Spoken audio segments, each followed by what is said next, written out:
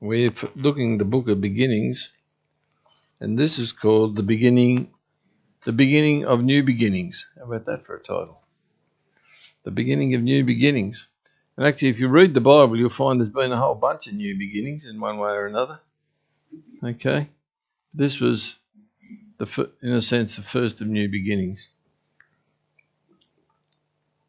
And so we'll be looking at the life today of Noah. Okay, so I'm going to put this on,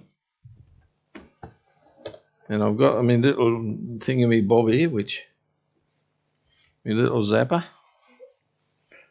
Hey, that's pretty cool. It works. See? And I'm going to talk a bit about Noah and the Great Flood. You know, one of the things that I was taught, and it happens, you'll hear nothing about the Great Flood of Noah if you go to a school. You will not hear it in the media. David Attenborough will say nothing about a Great Flood. All right? These things have been dismissed as fables. But I want to point out and make emphasis that it wasn't a fable.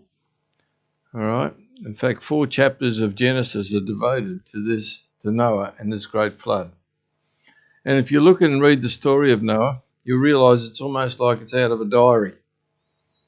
All the details, he details things, he details times and places and all sorts of stuff. All right? It's like it's like out of a diary. It's not poetical, it's historical. Okay? So it either happened, as it said, or this is just fiction. All right? Okay.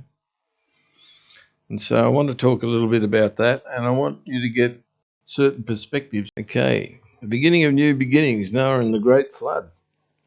Okay, let's have a look at some of this stuff. So a quick overview. Okay, we're familiar with the first few chapters of Genesis, I hope. So the first chapter is, of course, the creation of everything, including mankind, who is the pinnacle of creation as far as God was concerned. And the second chapter talks about, which is, well, back we go, I'm a bit eager on there.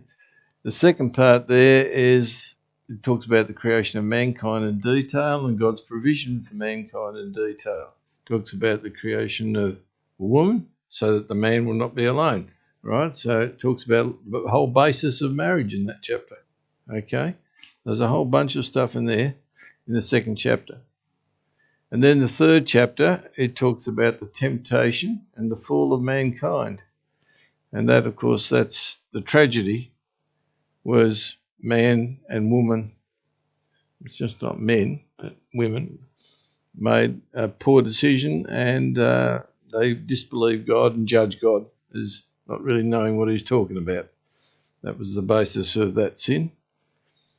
And then, of course, you go into the 4th chapter of Genesis, and you're looking here at the outcome of sin, and of course you find that Adam and Eve's son, Cain, became a murderer. He was jealous of his brother, so he killed him, right? That's not a very good start to the whole journey for mankind, was it? Okay, so that was sad. And then we go on from there and to the generations of mankind. Of course, they had other sons and daughters, and one of their sons was a son called Seth. And from Seth came other generations. It goes on then from the generations of mankind, from Adam to Noah and his family. That's in chapter 4, and it gives what it's like gives all the generations up to Noah. It's actually, the Hebrew word is toledot. I'm sure I don't expect you to remember that, but it basically gives an outline ahead of the history up to Noah, right? Yeah, some use the word genie. It's a bit more in a genealogy, right? It's a story that follows from Adam, all right? So, and then it goes on, and then we go on to talking about the Great Flood of Noah. And we need to understand a few things about what happened. Now, it's interesting with the name Noah, his name means rest. And as you know, God had to do a number of things. One, he had to curse the earth, and it made it hard for man. He had to work and toil to actually get the food and provision he needed. He was kicked out of the Garden of Eden, and so he had to work hard. He had to toil. And there were thorns and thistles and all sorts of other things. Now, that was actually a good thing from God's perspective, because man had to learn to turn to God for help. All right, because the nature of sin is that it denies God and wants to just do everything on its own. So, okay, so there was a good reason. But anyway, I'll just read this little passage here from Genesis 5:28. It says, Lamech was Noah's father. Lamech lived 182 years and he had a son. It's a long time to wait for a son, isn't it? All right. But it goes on to say in Genesis 5:29, and he called his name Noah, saying, this one will comfort us concerning our work and the toil of our hands, because of the ground which the Lord has cursed. Okay, so you can see here there's a struggle, there was difficulties, and this guy Lamech was obviously struggling. I don't know what the conditions were like, but obviously it was hard for him. And he had a son Noah, and the name Noah means rest. And it comes from a word, a Hebrew word, to be at rest or to be comforted. Okay, so you can see that was the heart of Lamech. All right, and then we hear about God's intention, and God's intention was to send a huge flood. Okay, and and there were reasons for why God was going to send a huge flood. And I think I'm going to read to you from Genesis chapter 6 to give you an idea why there was a huge flood. All right. It says here in verse 6, verse 1, now it came to pass when men began to multiply on the face of the earth, and daughters were born to them, that the sons of God saw the daughters of men that they were beautiful, and they took wives for themselves, all of whom they chose. Okay. That sounds fairly innocuous, but if you realise that the sons of God there are probably angels, this was unnatural relationships, right?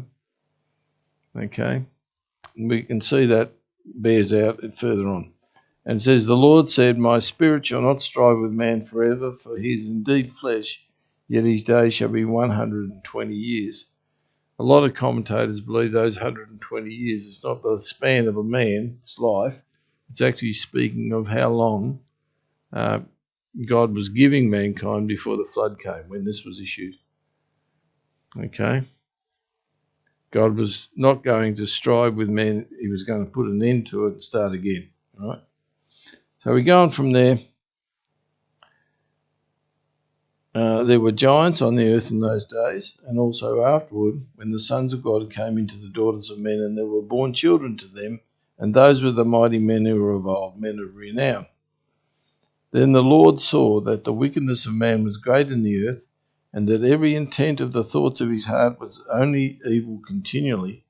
And the Lord was sorry that he had made man on the earth, and he was grieved in his heart. So the Lord said, I will destroy man whom I have created from the face of the earth, both man and beast, creeping things and birds of the air, for I am sorry that I have made them. But I just thank God for godly buts. But, it says, but Noah found grace in the eyes of the Lord. Okay, so what had happened was that mankind had become totally corrupt.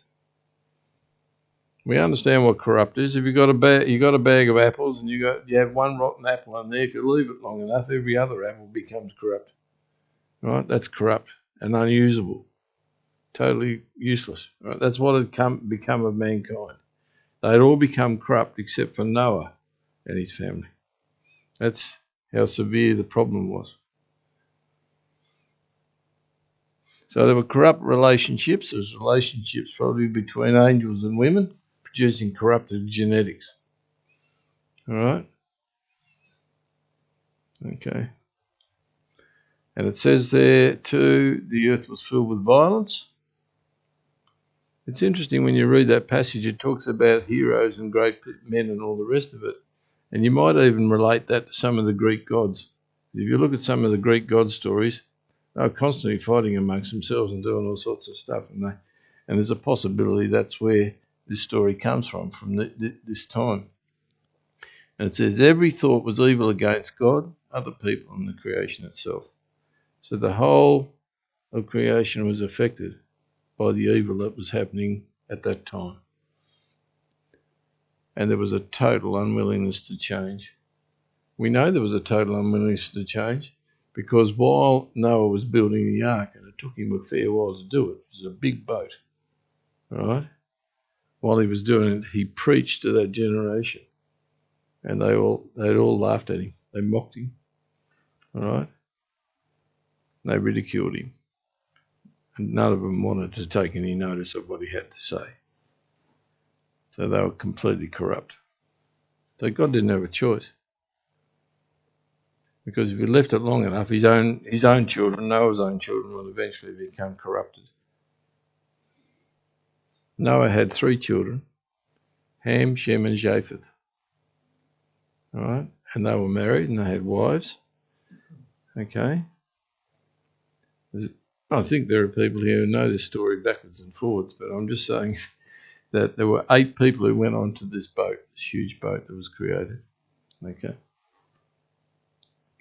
It goes on to say about Noah, it says, and so this is the genealogy or Toledot of Noah. Noah was a just man, perfect in his generations. It's interesting it uses those words.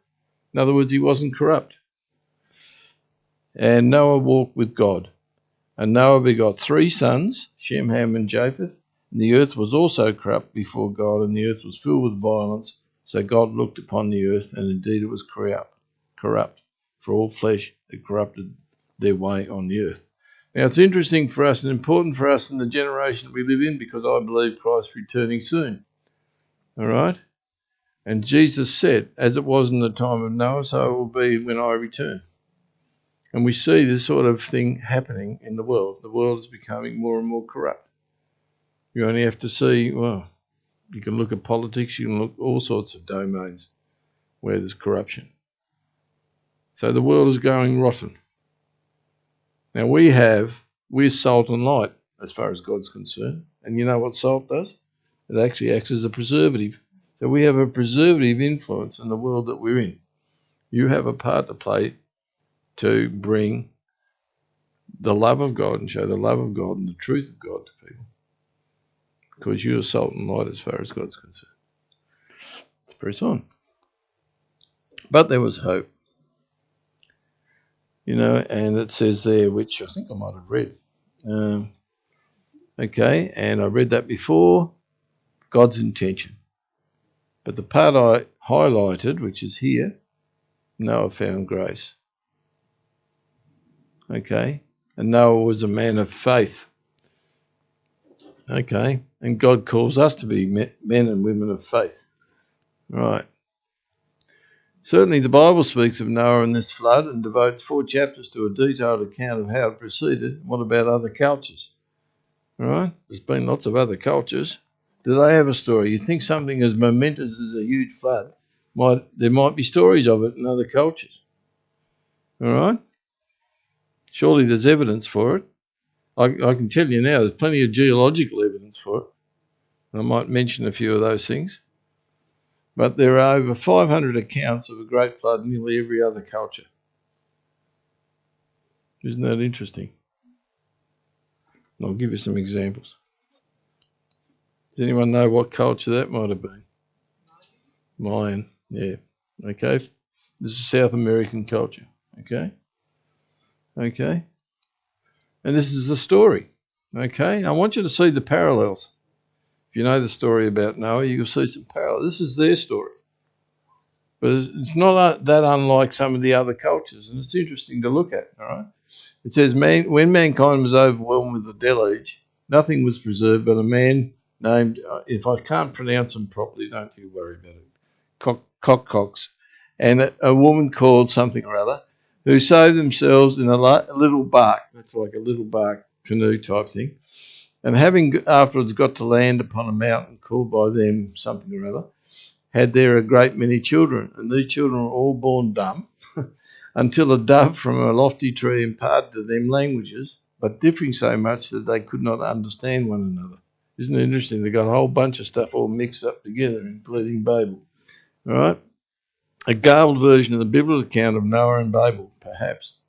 This story comes from the Aztecs of Mexico, one of many such tales from geographically remote and widely divergent cultures that speak of a cataclysmic flood. Okay, here's another culture. You know this one. Okay.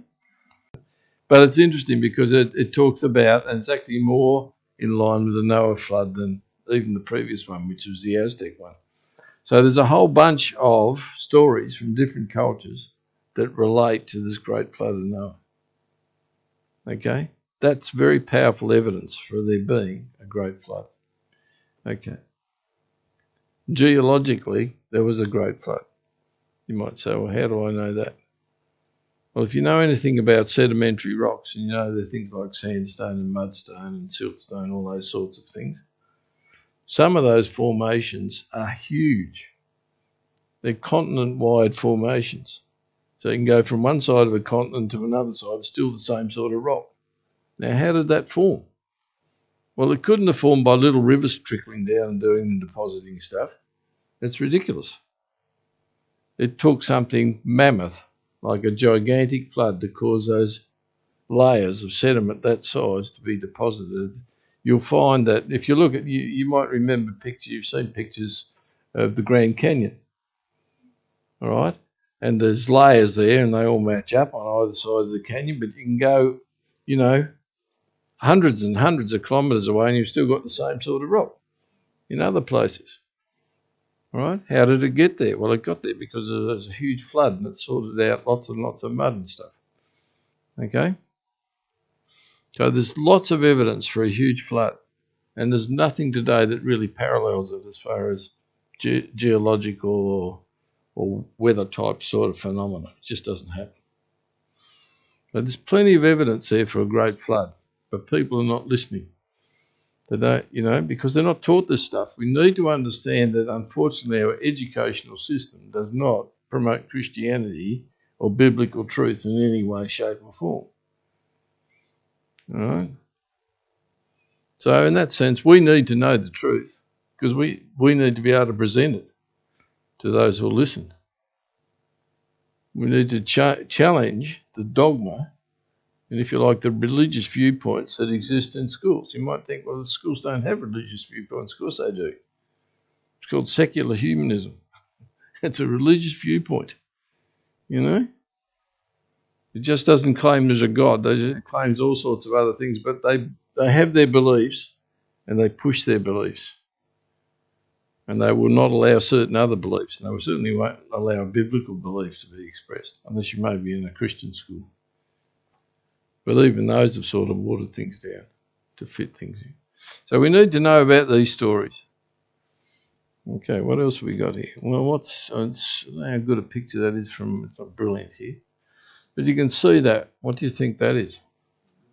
The ark. It's a huge boat. It was like a huge barge. All right? Okay, it wasn't built for speed. It was built for survival. All right? And it was built for carrying. All right? So here you've got some trees and you can see some little animals at the front and stuff like that. Okay, but it was huge and it took a long time to build. And Noah did it with his 3 sons. I don't know whether the ladies pitched in, but we know that they did. All right? It was a huge undertaking. Some people say, how could Noah do that? He was a primitive, He doesn't have the technology that we have. But that's the pride of modern thinking. These guys were no idiots. They knew how to build things, all right? We know that. We can go back to Cain's descendants. They created musical instruments. They did a whole bunch of stuff, all right? So there was abilities and skills there to be able to build stuff. And of course, he built this with his sons, and he built it in front of a generation that mocked him. They mocked him. So I'm just going to read a little bit more. This is a little bit more. How are we going for time? Because I don't want to send you all to sleep. Because I can see if you're not. Well, we're getting on. All right. But anyway, so it had this was built with 3 levels. Had a door in the side. Okay. And God brought the animals, obviously, that he wanted on board, and he brought every type and kind of animal. I'm not saying every species, because species developed. Some species developed after the flood. But he brought every kind of creeping and crawling thing there. Now, obviously, things that lived in the sea didn't have to go on board. They lived in the oceans. There wasn't a drama there. But that happened. And, of course, when the flood happened, right, it says there was, well, I've got a little chart I'll show you. It gives you an outline of what was happening in the flood, all right? It was a massive flood. And you might say, where'd the water come from? Well, I'll talk a bit about that when I get there. Okay. So what have we got here? Here's a bit of an outline. Okay. So this is from Genesis 7 to Genesis 9. It outlines the flood. And like I said, it's basically recorded in detail. So Noah was told to enter the ark with his family, which he did. He was to take on board, it says 2 of every kind of animal, the males and females, right? Some special animals he had to have more of for sacrifice and so on. But that was required of Noah to do that. And it's interesting, he did that. So Noah entered the ark, it says, and then he brought on these animals, and he housed the animals. And you might say, well, what about the dinosaurs? They're not little animals, are they? Well, some of them are huge. But they don't have to be mature dinosaurs. They could have been younger ones. So there's no problem about as far as size is concerned. But it just says they were brought and Noah took them on board. And it's interesting. I mean, I'm always fascinated about the thought about all these different animals coming onto a huge boat like this. It was quite incredible. And it says when they were all on board, when he obeyed God and he did what he was told, all right, took them all on board, you know, there was a huge door. You know who shut the door? God did. God shut the door, not Noah. It'd be a terrible thing to think that everybody else out there was going to die. And God didn't want Noah to carry the burden of that. So God wanted Noah to understand he was the one doing this. He was the one who had to bring this judgment. So 7 days after they all entered, the rain began to fall. And it talks about that. It goes on. Genesis 7. And I'd invite you to read this story. And it goes to say this. You know how old Noah was when he went on the ark? He wasn't young. He was 600 years old. So if you feel like you're getting on a bit, just think of that about that. You know, you're nothing. You know, mind you, they did live a lot longer, and I think they were in better state and condition than we are. All right. You know, and actually before the flood, quite a number of them lived, you know, over 900 years. So there was a different world. I don't think we understand how much the world changed after the flood from before the flood. You can see that even in the fossil record. I mean, they've got dragonflies this big. You know, there was just huge animals, and there was a world that supported huge animals. It was a different environment, a different world to what we live in now. So it was quite different, but it all changed when the flood came. It says, I'll just read this a little bit. I'll start from chapter 7. I really am going to drive you nuts here. But anyway, you'll be right, won't you? Stay with me, folks. It says, the great flood, chapter 7. And the Lord said to Noah, come into the ark, you and all your household, because I have seen that you are righteous before me in this generation. You shall take with you 7 each of every clean animal, a male and female, 2 of each animal, that are unclean, a male and his female. Also 7 each of birds of the air, male and female, to keep the species alive on the face of all the earth. For after 7 more days I will cause it to rain on the earth 40 days and 40 nights, and I will destroy from the face of the earth all living things that I have made. It would have grieved God immensely to have to do that. It says God gets no pleasure in the death of a sinner. And that's absolutely true. It says Noah was 600 years old when the flood waters were on the earth. So Noah and his sons, his wife and his son's wife, went into the ark because of the waters of the flood, of clean animals, of animals that are unclean, of birds and of everything that creeps on the earth. 2 by 2 they went into the ark to Noah, male and female, as God had commanded Noah. And it came to pass after 7 days that the waters of the flood were on the earth. In the 600th year of Noah's life, in the 2nd month, the 17th day of the month, on that day, all the fountains of the great deep were broken up. And you might say, what was that? All the fountains of the great deep. Well, some people say it was a lot of volcanic activity. All right? There's a lot of water in volcanoes. I don't think people appreciate how much moisture is in volcanoes. But I think also that part of the whole system of the previous world was subterranean water supply. And you see the sense of that if you read about in Genesis the early description of Eden, you don't hear anything about rain. You hear about mists and you hear about springs. So I suspect there was a whole lot of underwater reservoirs that God had provided. You had a whole different system of watering, hydrographic system before the flood. And this all got broken up too. And it goes on to say, and the windows of heaven were open. In other words, it just poured down. Right? We talk about rain. I mean, you see rain when you go to Darwin. You know all about that. Or Queensland or whatever. Sometimes it's torrential rain. We can imagine that happening all the time. All right? And the rain was on the earth 40 days and 40 nights. And you've got to understand the mountains. Like we have mountains like Mount Everest. Right? It's huge. But there weren't mountains like that necessarily before the flood. There's mountains like that all formed after the flood.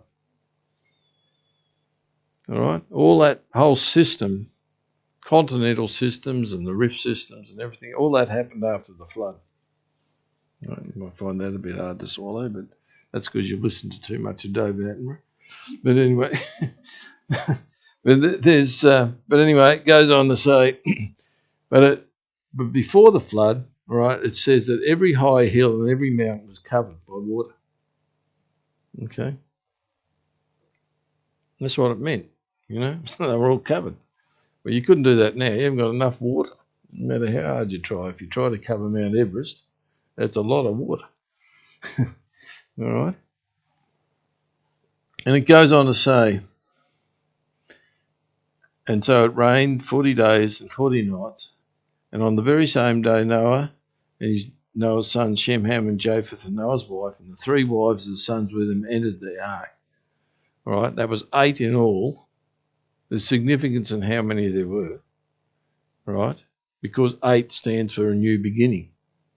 You think about a week, the 8th day is the new beginning of the next week, isn't it? Okay, so 8 represents a new beginning. Okay, so that, even in the number of people who are on that boat, are all speaking of a new beginning. Right? So it goes on. It talks about them all going on board. I'll just zing down a bit. It says in verse 16, so that they all entered, male and female of all flesh went in as God had commanded them, and the Lord shut him in. Right? The Lord did it. Okay. Now the flood was on the earth 40 days. The waters increased and lifted the ark, and it rose high above the earth. And the waters prevailed and greatly increased on the earth, and the ark moved about on the surface of the waters. And the waters prevailed exceedingly on the earth, and all the high hills under the whole heaven were covered. All right? It had to be a strong vessel. They've actually done tests on models of the dimensions of that boat and found it to be the most stable vessel for those sort of conditions that could have been made. So God knew what he was doing, which you'd expect. And so it describes, he goes into a description about how deep it was, how deep the water had to be. And it says, and all flesh died that moved on the earth, birds and cattle and beasts and every creeping thing. And all of them perished. And of course, we have evidence of that because we have bunches of fossils. We have fossils in places where you've got fossils you'd expect in cool climates, fossils from warm climates, and you have them everywhere. You have things that have died and been asphyxiated because they've been like covered in a mud flow and haven't been able to breathe. That sort of stuff is found constantly in rocks. Now, Darwin, wonderful man that he was, Darwin said that you will find, because he had a different belief altogether, poo-pooed this idea, he said you'll find all sorts of, in the fossil record, you're going to find lots and lots of transitional forms, things between one animal and another, because he didn't believe that God created certain kinds. Well, after they found millions of fossils, they essentially haven't found any real transitional forms. So Darwin's theory is shot to bits, all right? Just found lots and lots of fossils, things that got perished in the flood, okay? And so we have that situation. And so that's what happened. And that's where the fossils come from. And I enjoyed looking for fossils. It was fun looking for fossils. In some places they have fossil graveyards where they have that many fossils, they don't know what to do with them. In some places they've got fossils. This shows you that fossils aren't millions of years old like they claim.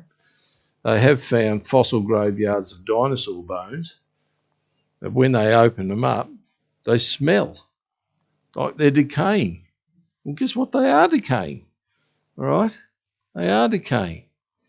And they find, DNA in them and skin tissue and stuff like that. I mean, after 65 million years, they tell you there's skin tissue still around and DNA? Come on. They're not that old, So there's all this stuff in the fossil record. And it's you got shells on top of Mount Everest, in the sedimentary rocks. How did they get there? Well, they came from Noah's flood. And then those rocks are all pushed up in the mountains. So there was an amazing thing. And you've got to feel for Noah because he went from one environment to a totally new environment. Okay, and you see got all this picture here, 40 days, 110 days later, there was prevailing water, so there was water circulating the whole earth for that period. That's a long time. I don't know whether you know how powerful moving water is when it's moving fast, but it can do a lot of damage. All right? So no problem understanding how easy sediment could be formed when you got water circulating like that. And then there was a period where the water had to decline, had to come off, had to drop down. And God was creating basins for the water to run into. It said 74 days later, here we have it here in Genesis 8, the tops of the mountains were visible. So Noah was keeping a record of what was going on. All right? And then another 40 days later, it says that he let out a raven. It's a crow. All right? He sent it out. And then he sent out and the raven was to go, I suppose, to see if there's anything that might be fleshy material or whatever, and see if it found something to eat. I think it came back. A dove was sent out, and it came back as well, so it wasn't ready then. That was after another 40 days. Then down here you've got another 7 days later, a dove was sent out and returned with an olive leaf. And we all know that's a symbol for peace. You've seen the dove with the olive leaf in its mouth. That's where it comes from. All right, came back to say, there's peace. There's a place to be. You can come out now. There are plants that are starting to shoot because this dove has come back with a leaf, a living leaf, after all that. And so he sent out another dove after another 7 days. So this is month 11. This is 11 months into the flood. You can imagine it was a big ark But you can imagine he would have been glad to get off it. He would have been glad, wouldn't he? We all would have. It's not exactly a cruise ship, right? Right.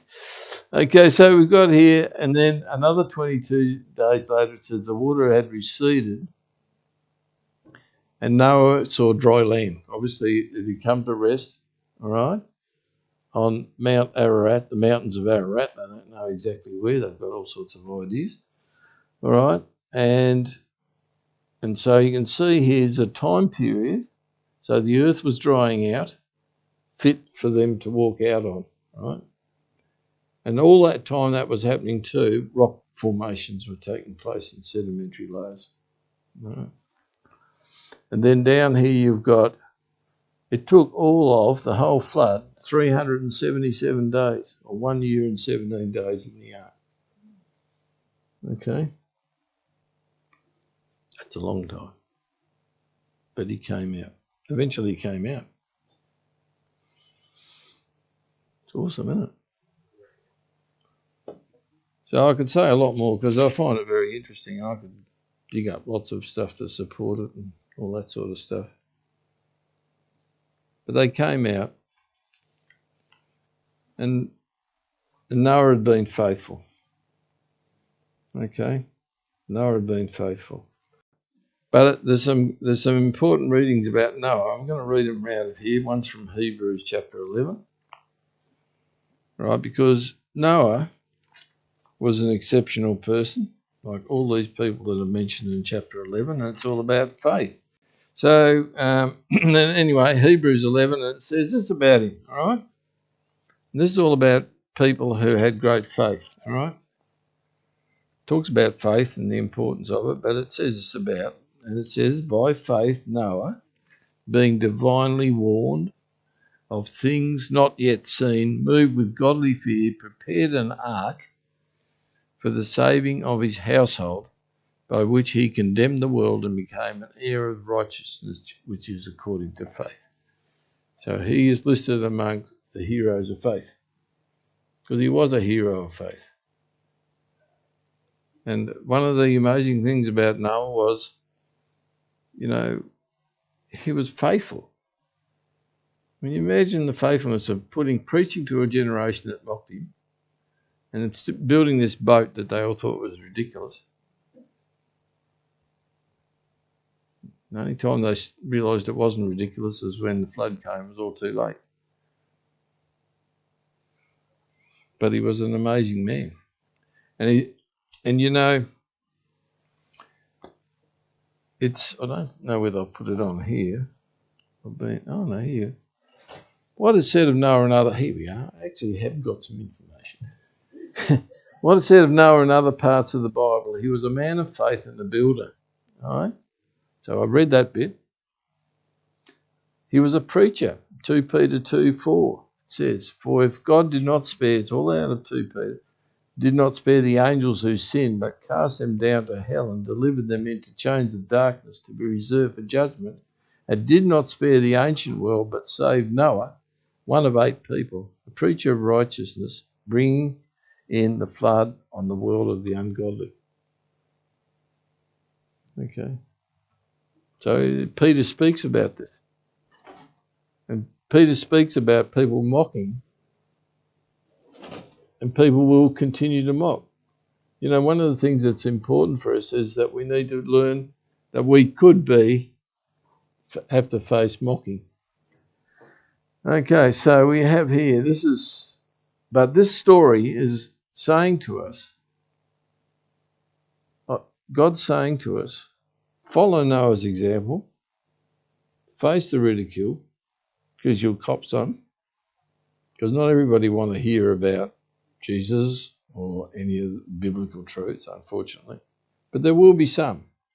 And our aim is to share our faith with others. All right? But he was a preacher. And don't get disheartened if people reject you. All right? Don't get disheartened.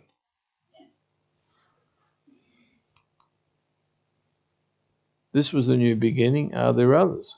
Well, there was a new beginning for the children of Israel when Moses led them out of Egypt, and Egypt's army were buried under floodwater. See the parallel? Same end. All right? The ungodly elements of each army all got perished underwater, just like the evil people. Same deal, same sort of thing. Rescued by passing through water. Same as Noah did. That's why they liken it to baptism. When you are baptized and you're buried underwater, God wants you to remember that about that. Right? He wants you to remember what happened in Noah's time. He wants you to remember what happened. Right? When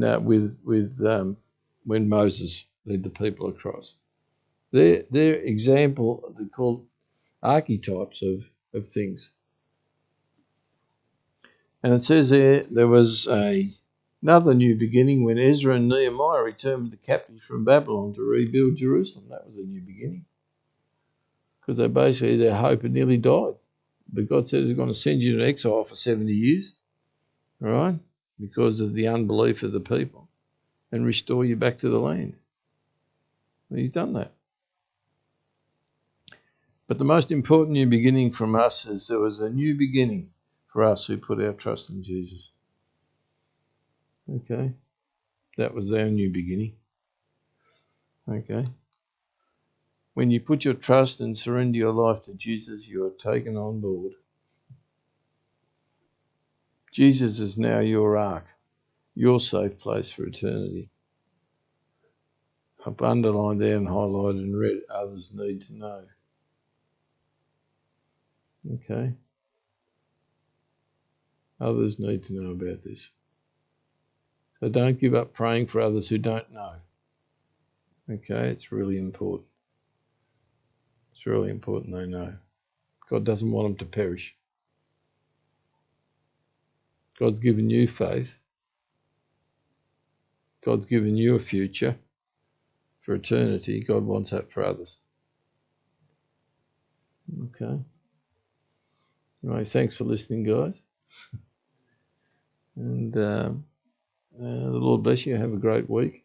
And I hope to see you soon again.